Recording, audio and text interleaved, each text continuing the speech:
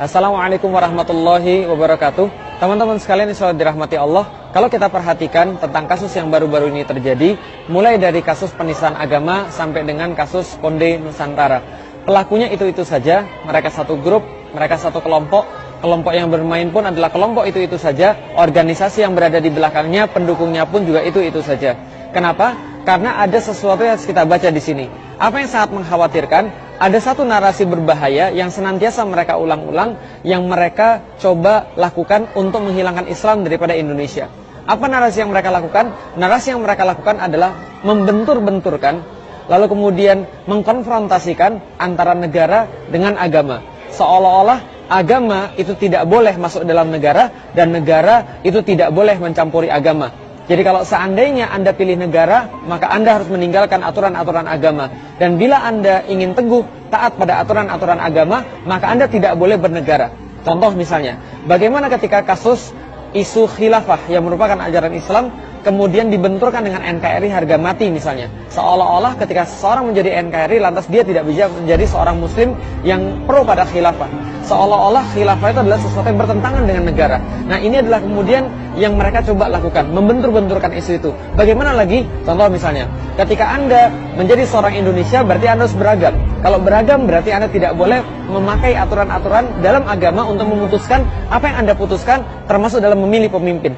Jadi kalau Anda ingin pemimpin yang muslim, Anda ingin pemimpin yang menerapkan syariat Islam, berarti Anda tidak beragam. Ini salah satunya lagi. Misal, toleransi. Ketika orang berbicara tentang toleransi, berarti orang berbicara seolah-olah tidak boleh pakai agama. Maka tidak boleh pakai Islam ketika kita berbicara tentang toleransi. Kita tidak boleh menggunakan Islam ketika kita berbicara tentang hal-hal yang bersifat dengan kehidupan sosial.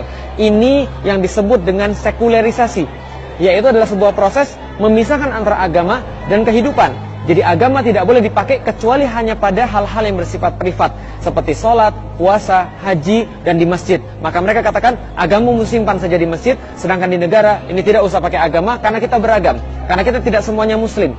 Karena tidak semua bisa menerima syariat Islam. Ini yang mereka lakukan, yang merupakan racun-racun pemikiran, mereka suntikan pada generasi-generasi muda, dan mereka berharap dengan itu, mereka bisa menghilangkan Islam daripada Nusantara. Apa yang terjadi ketika Islam dihilangkan daripada Indonesia? Apa yang terjadi ketika Islam dihilangkan daripada Nusantara? Yang terjadi adalah orang-orang tidak punya lagi sebuah sebuah imun akan sebuah kezaliman. Mereka tidak punya cara untuk melawan kezaliman. Kenapa? Karena Islamlah yang membuat mereka berani untuk memperjuangkan kebenaran dan keadilan.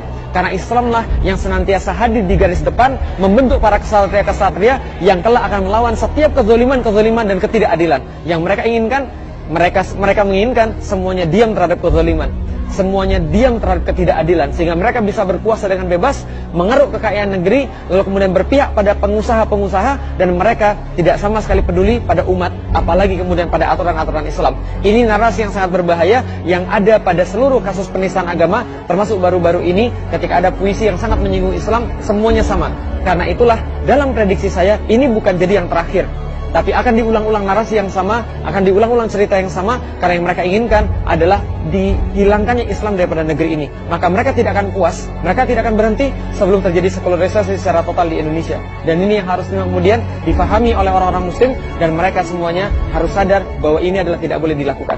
Mudah-mudahan teman-teman sekalian bisa memahami, bisa menyadari, dan bisa membentuk satu pemahaman Islam pada dirinya, sehingga mereka tidak mengharapkan kecuali Islam saja. Assalamualaikum warahmatullahi wabarakatuh.